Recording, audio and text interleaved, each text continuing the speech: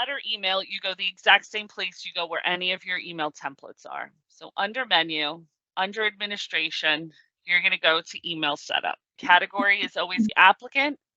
The type is letter email. Once you do that, you'll see there's a list of letters. So I have a default, I have an invite to office, new applicant reject. I have a couple here. Let's do a letter for the position that was closed. Maybe they applied after the cutoff date and I just want to send them all notice that, you know, unfortunately they came in after the cutoff date and we're not going to be looking at their application. So I'm going to give it a code, call it a reject after submission date. And then I'm going to hit save. Once I do that, it's going to say save successful. Next step, define the letter in here. So my reject after submission date, I'll come in and I'll create the letter. Thank you for applying. We received your application after the cutoff date. So I can look through my available fields. Please keep us in mind. Thank you for my recruiting manager. We'll leave it at that. We'll leave it as applicant full name. I'm going to add a comma here. I'm going to add my theme. And I'm going to save. If this letter is just for New York, that's fine. But if it's for other offices, clone it. Select from New York to all office. The category is email setup. Now, the reason to be very careful is because to select the exact letter or else copying over everything. So again, the type is applicant. The template is letter email. And the letter type is my rejection after submission date. I'm going to hit submit, put in your password. So now I've cloned it. So now going to your maintenance table and connecting that letter to a status. So the first thing they have to do is take a look at the status maintenance table and say, okay, the status I'm going to give them is reject. That is tied to whatever hard-coded status is here. So in my case, it's still tied to reject. I know now I have to tie my letter to whatever's in this column.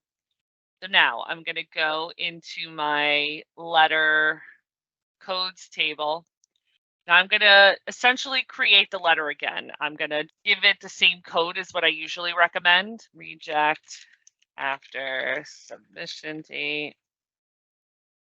Now I'm going to tie it to that same status. So that's going to get tied to my reject. The letter I'm going to use is my reject after submission date.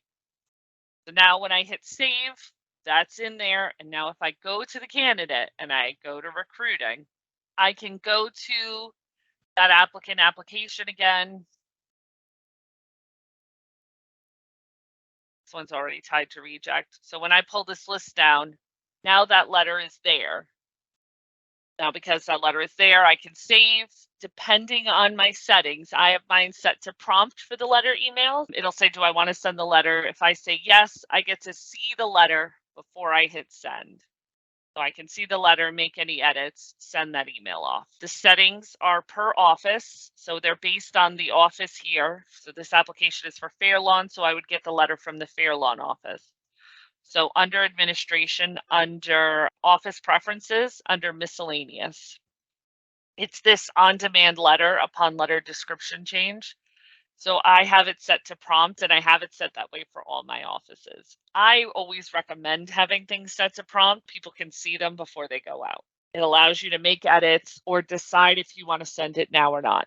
Thank you for applying. We received your application after the cutoff date. We'll not be reviewing, but please keep us in mind for future job openings. That's the letter we just created. And this is what the candidate would see when they get their letter. When you first send a letter email, 3 things will happen. One is that it will update the date to the date that you decide to send the letter out. Now it branches off into 2 things. If you send the letter right now, this date will populate, but it will not populate until after the letter has actually left the email server. So it usually takes a minute or 2 before you'll see a date in there.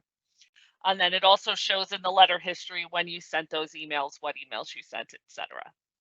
Now, the other thing that could occur is if I do not send the letter, this will stay blank, but this checkbox gets checked off as batch. And what batch means is that if I come in and I run a search and I say, I only want to see everybody who has a letter batched, meaning I never sent them the letter,